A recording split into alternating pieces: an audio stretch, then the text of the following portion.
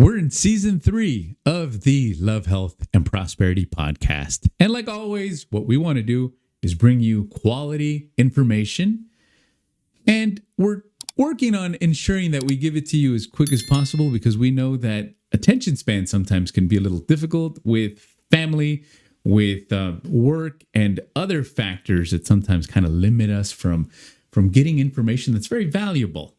We understand also that there's a lot of stuff on the internet right now that we have to compete with. So we try to give you guys the information, the best information possible, as interesting as possible as well.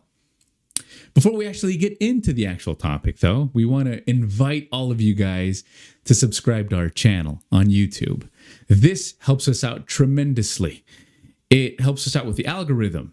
That means our video gets shown more places and more people click on our content. And we're trying to grow as a channel. And we do strongly believe that the information that we provide the community is going to be extremely valuable.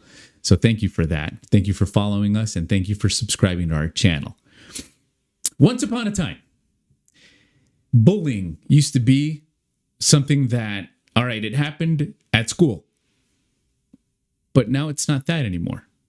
It's actually become something more of a problem in which we can't get away from it anymore, especially our children. What happens now is that if they're getting bullied at school, well, I wish, the bell rang and everybody went home and that was it. It's not like that anymore. Now it's like, I go home, I have my device with me, which is the cell phone, and thanks to that, the bullying doesn't stop. Today we have a very special guest. Her name is Melissa Nuñez. And she is a licensed professional counselor here in El Paso. And she's going to talk to us a little bit about how to prevent cyberbullying and being aware of it. Thank you so much for being on the show with us today. Thank you for having me. Yeah, cool. So what is this about this cyberbullying right now? I mean, it's relative. It's not new. We can't say it's new. It's been around for a long time. Yes.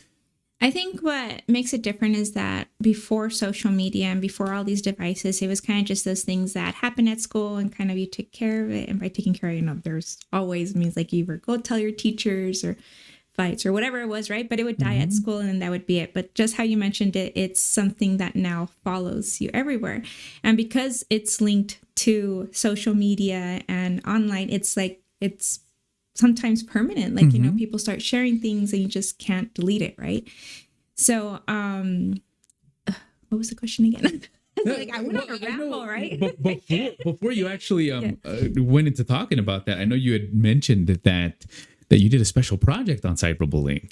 So it was, where I did an internship for when I was at NMSU. It was at Ben Archer, and it was one of the topics that we had to discuss with students there. So I did do some reading on it, and it's been a while that it happened, right? But I do encounter this a lot with, clients that are teens or that are even parents that are having a hard time manage the situation with their kids. It's more relevant now with teenagers, I would say, because usually with the littler ones, they don't have access to the phones. It's more like, when the parents are around. But you do see a lot of these things, and it does impact kids not only in school, but in, their personal, the way they see themselves, their social life, relationships, and even this is something that can even impact them into adulthood, right? Because it's something that you carry with you. But yeah, it's something that there's also legalities to it, and it's a lot deeper than I think kids actually realize that it is once they take the bullying. Not that it's okay, right, to keep bullying anywhere, but once they take it onto social media or the internet, that it's something that has bigger consequences. Yes, definitely. One of my favorite psychologists, Jonathan Haidt, I believe he was a professor at Harvard. He talked a little bit about the effects of social media, right? And the growing mind. Talked about dopamine and serotonin level. I can't remember which one of those two, but he had mentioned that it's a big thing right now for a lot of people to have a social media account. But I guess it's a really good thing when things are going well, right? We don't see the dark parts of it. Before we actually dive into cyberbullying, what are some of the negative effects of being or having a social media site and being so young and not developed in the prefrontal cortex, say? Yeah, so the addictive part of it, right? Like it's something that, we scroll and we see, and even the validation, right? Through development, like, it's a lot easier now to post a picture on social media, and through likes, or, people, like even strangers just liking your picture, you feel validated. But what happens when that isn't there, right? You don't feel as, I guess, popular or as liked, as you would want to. And the other thing too is when it takes the place of socializing and the social skills, because it's just, it's just a couple of texts, you respond to people back and forth. It takes away the communicating, the building, the relationships, the learning to communicate, the social cues and all that. So I think it hinders our youth in a lot more ways than just it being. And sure, electronics are also something very positive, because like now, I remember we had to look through encyclopedias and dictionaries and things like that. And now everything is like at their fingertips. So I can see why it's a good thing, but also it does hinder the development of just, the socializing, or just like, the mindset of how you perceive yourself, how you perceive others. You tend to follow what you see too. So I think that's where it kind of messes a lot with the development and the brain. Absolutely. And I know you had also talked about debating, perhaps, and questioning if it's appropriate or not to get a cell phone for a child, for example, right? What are your thoughts about that right now? Because we see a lot, we can't get away from technology. Technology is here, it's growing, and these software engineers are doing such a good job, way too good, that they're getting people addicted to being on the phone all the time. Yeah, and I think babies like now automatically coming out, they'll know how to like use cell phones, because you'll see these little toddlers just like their little fingers like going wild. It's amazing. And they're like already know their like Coco Melon and all those things like to go online, right? So I think that is one of those debates. I'm actually going through that right now with my daughter, like debating, like, do I get her a phone? What are going to be the rules? How will I be able to track what she's watching, what she's doing?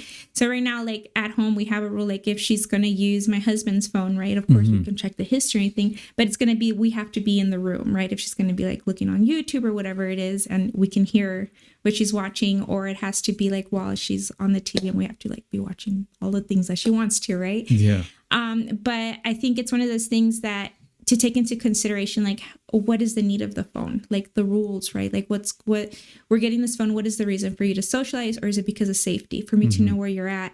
When is there going to be downtime? Am I going to pick up the phone at the end of the night? We're going to have like a put away phone basket or something, or that's, I'm going to have full access to it. You got to get creative with that. There's things that, there are still limitations and boundaries that you should have with your child if you do decide to give them that. Talk to them about the dangers of cyberbullying, of sharing pictures, especially with teenagers, like how much are you sharing? Because they get so excited to be in relationships that they don't think about what they share. Just, really discuss the permanency of what social media and anything online or cyber has to do with your life, right? Yeah. So that's definitely an interesting thing, Melissa. How do we have a conversation with our kids, though? How would you open up a conversation like that for the people that are watching us?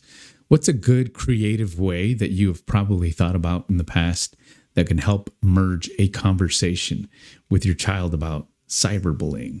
So, of course, it has to be age appropriate, right? So, like something along the lines with like my daughter, she's like 8, right? Younger kids, like I think it's easier to have rules and more control of the phone when they're smaller than it is when they're teens. Because, when you're a teen, you just want to be independent and it's your stuff. It's your private stuff, right? Yeah, exactly, right?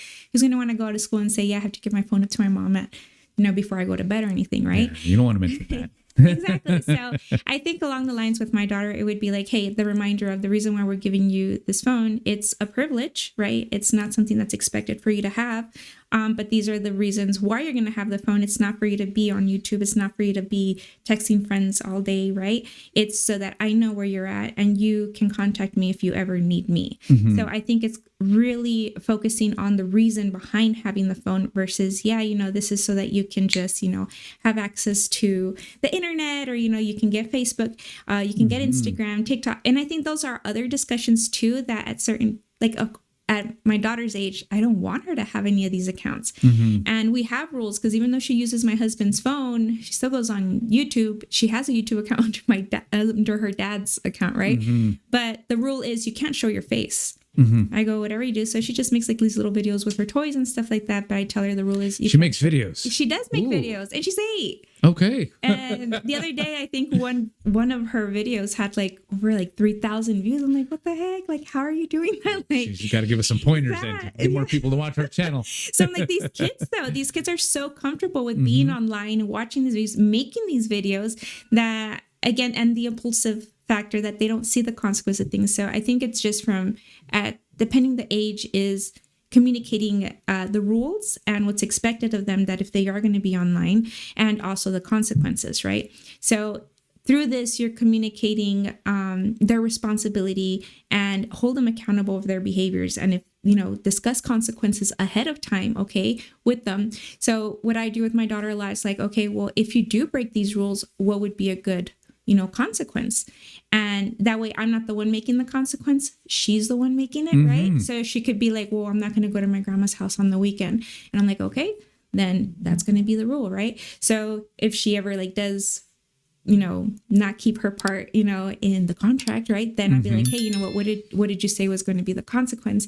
And she was like, I'm not going to go to my grandma's. Okay, then we're going to have to enforce that. Yeah. So I think it's just having clear conversations with them and not making too confusing, like, just letting them know at their age level, like what can happen and what you expect of them. I like that you mentioned that, Melissa, especially at the fact that when you're a parent and you're contemplating getting that phone, it's an easy conversation to have. You can sit down and talk about rules.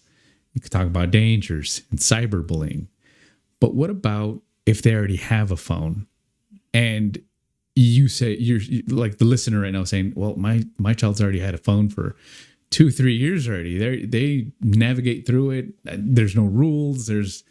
How do you have that conversation and start making up some limitations, so to say? So, maybe it's discussing, hey, you know what, I'm concerned. But again, if you have that trusting relationship with your child, that you feel that you don't need to have those rules or discussions, I think more of just engaging in the reminder of, the dangers that can happen, right? Because, you don't want to provide all this freedom and they'll be like, oh, I'm taking it from you, right? So I think if you have that relationship with them, like let's say they're a teen and that's when you decide to give them their first phone, right? It's still reminding them of the consequences. Hey, you know what, if this can happen. And I think at that age, you can discuss more of, other forms of bullying that can occur and what to do if it does happen. Like first one would be like, you don't have to stay quiet about it. You can come to me and we'll talk about it. There's solutions to it. And, I'm here to help you if any of this ever does happen, right? Or if you feel that you made a mistake and share something you shouldn't, then, come to me. It's more of opening the space for them to be able to come to you if they feel that they messed up, right? Versus enforcing rules anymore. It's like, at this point, I think it's kind of just providing the support and letting them become aware of the consequences. And the dangers, of course. Well, one of the things that I remember a long time ago when this whole social media thing blew up, maybe not that long ago, maybe 15 years ago or so. One of the things that I mentioned to one of my students, because I was doing a presentation, I said, it's like, you guys have to be very careful with your impulses before you actually put something out there, because once it's out there, that's it. It's like climbing the highest building here in town, opening up a pillow that's full of feathers, and on a windy day, having those feathers go all over the place, and then saying, okay, now your job is to go pick all them feathers up. That's virtually impossible. Not going to happen, right? So what would you say to those in regards to like the impulses and what's appropriate and what's not appropriate? So I guess what's appropriate, like, you discuss, okay, the whole thing about like, I think, so I'm going to say like, okay, a big thing you hear about a lot is like revenge porn, right? So what is revenge porn? These are, a lot of people don't know what it is, right? So it's... no, thank you for mentioning that. Believe it or not, there's a lot of people that don't know what revenge porn is. Yeah, so the revenge porn is the sharing of content that was meant to be for one person and usually is like pictures, more intimate things. And it's disclosed without their consent, with the idea of gaining something out of it, either by, just being upset, wanting to embarrass them, manipulation, whatever. So that's something that we hear that, happens with teens sometimes, right? Unfortunately. So it's one of those discussions that, hey, you know what, before you send that sexy, cute picture of them, because, hormones are going to be out, you know what I mean? And these relationships begin to develop, as teenagers. So the impulse is really strong there, right?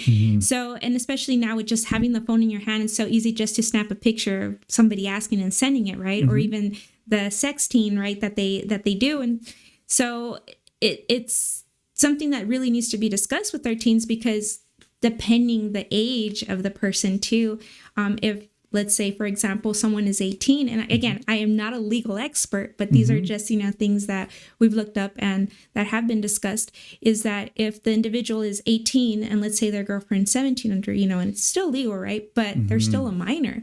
And if they're sharing these intimate pictures and the 18-year-old is found with these pictures, it's considered child porn. So the law will come down on them? Yeah, it can, so there's legal repercussions to these things. Or let's say they were dating and the picture of that person was when they were younger and they've been dating for years.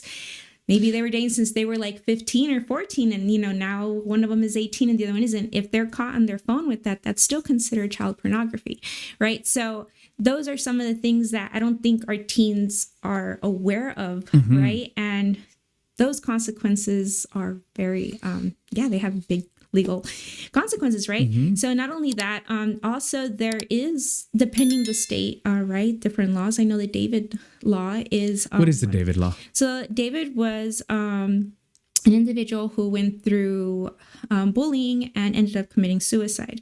And so what they did is to enforce that there is consequences that can be taken by the schools for the bully, right? The person, the bully. Yeah, the bully, right?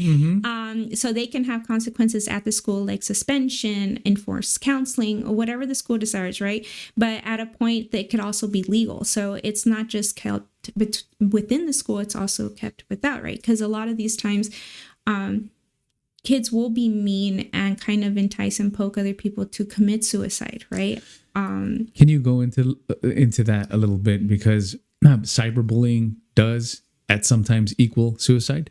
Yes. So what happens is, from what I've heard, it's so easy. There's to create groups, private groups, even through texting, right? And you'll hear this often of just a group of kids being bullies towards one person. They'll show pictures of them. They'll laugh at them, make all these comments. And it sounds really cruel, right? But it does happen. And then they'll make sure that that person knows of the conversations, take screenshots or whatever it is. And then the person's going to feel like attacked, that there's this whole group of people doing this and they're sharing this content, right?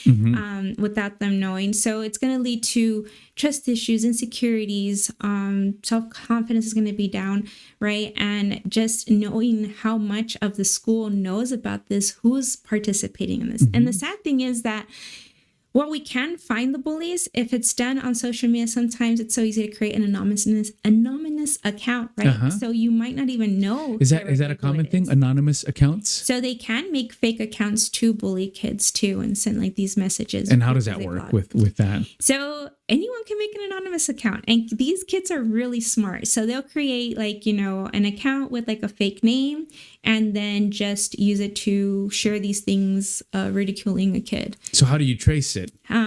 So you can get legal, right? If you're a parent, and go back and say, hey, you know what, this is what's going on. Make a report with the police department, just let them know, hey, this is the harassment that's going on. And I think their cyber team is the ones, the cybersecurity are the ones that can track all that stuff down, right? And hopefully they do find the kids, right? But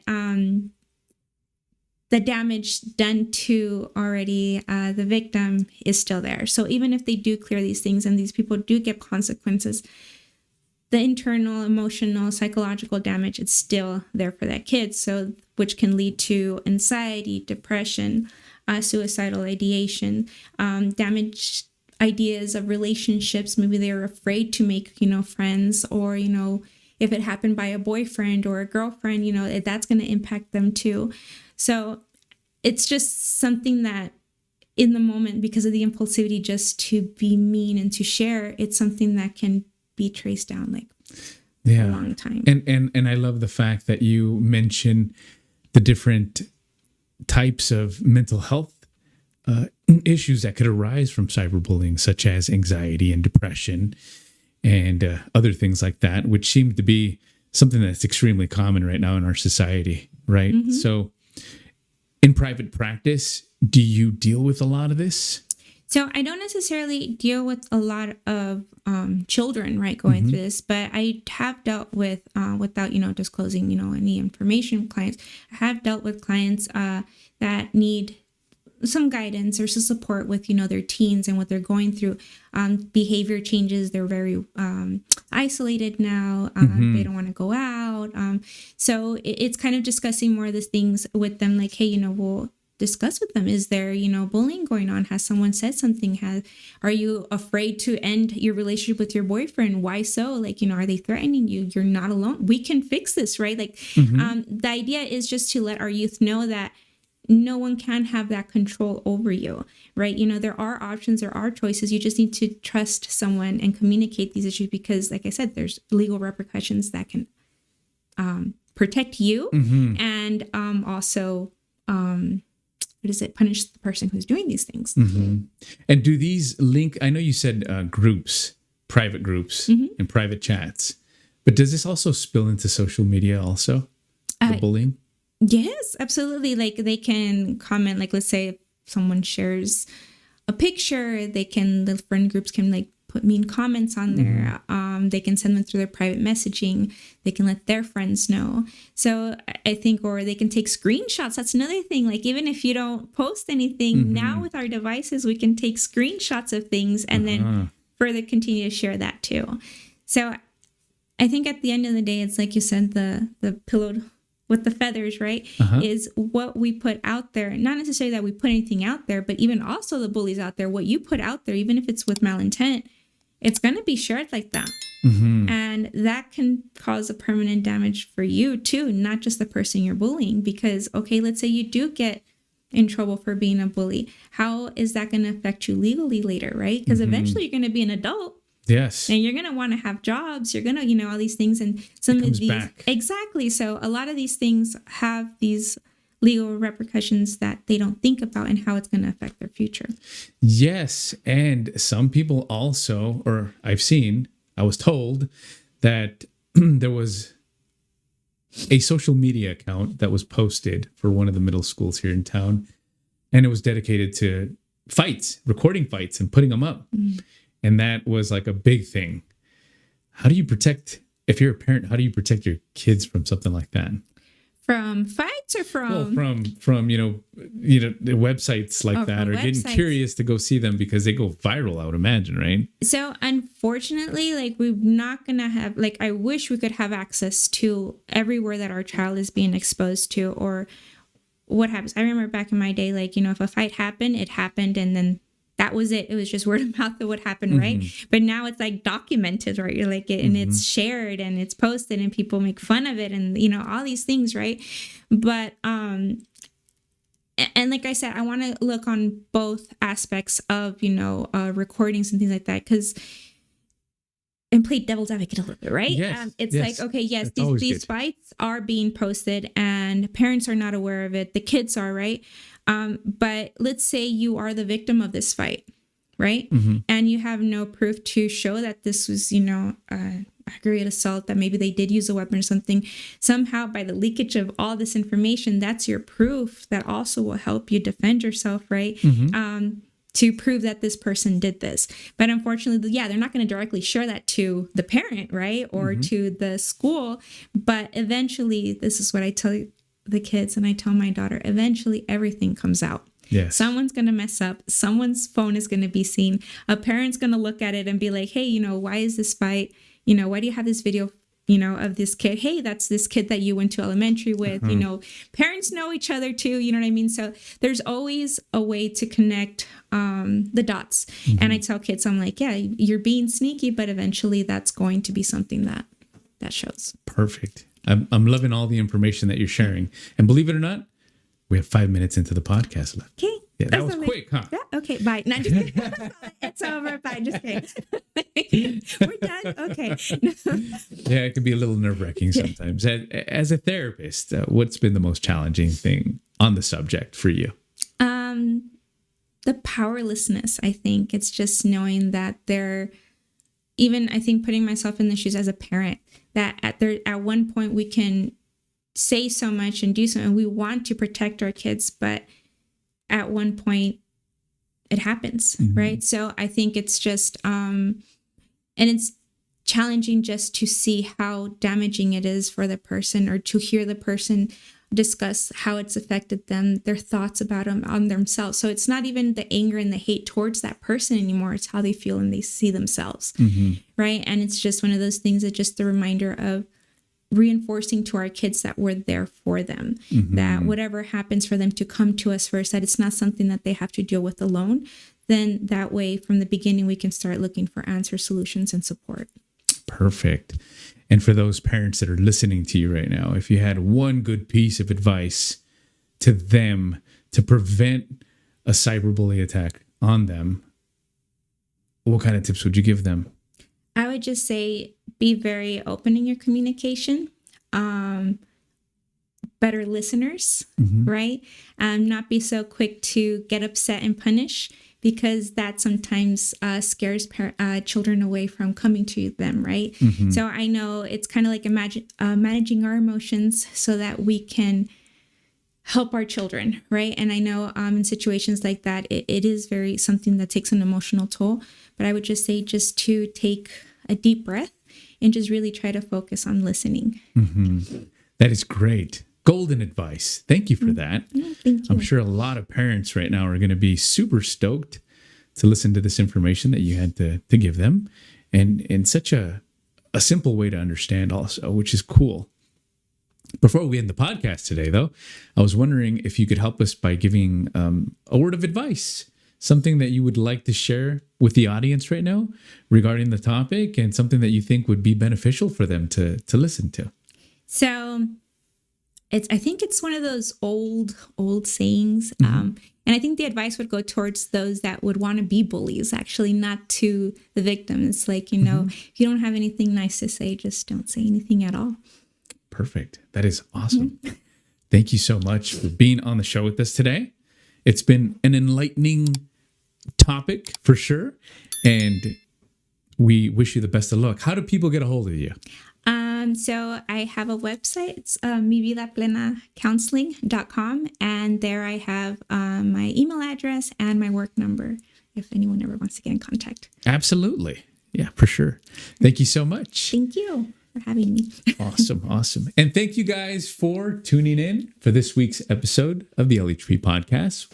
It was cyberbullying, and it was an awesome episode. We got to learn a lot of cool stuff. We want to thank our guest, Melissa Nuñez. And please do not forget to subscribe and follow us on all social media platforms.